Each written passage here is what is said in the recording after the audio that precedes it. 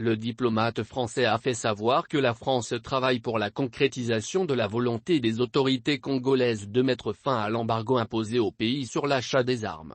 Aujourd'hui, on est dans le contexte de la négociation du renouvellement du mandat de la MONUSCO, le focus est de nouveau sur la RDC. Nous avons saisi ce contexte pour de nouveau relancer la discussion.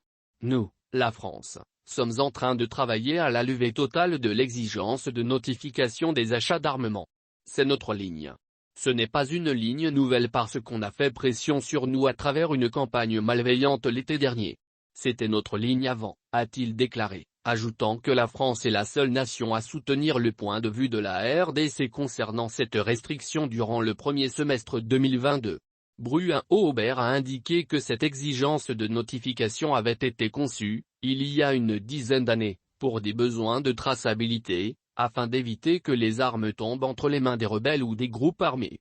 La RDC nous a expliqué que ça lui crée de problèmes parce qu'un régime de sanctions, même si c'est aux groupes armés et non au gouvernement, crée une espèce de suspicion dans la communauté internationale qui atteint les fournisseurs d'armement, les banques, les transporteurs, etc.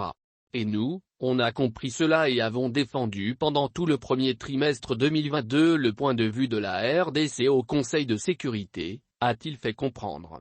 L'ambassadeur de France a assuré que le soutien de son pays à la RDC a entraîné la suppression de l'exigence de notification sur les 4-5 des catégories d'armement. C'est nous qui l'avons obtenu. Il ne reste aujourd'hui que la notification d'acquisition pour des armements légers qui peuvent être portés par une personne et donc facile de passer des mains du gouvernement vers les rebelles, a-t-il expliqué.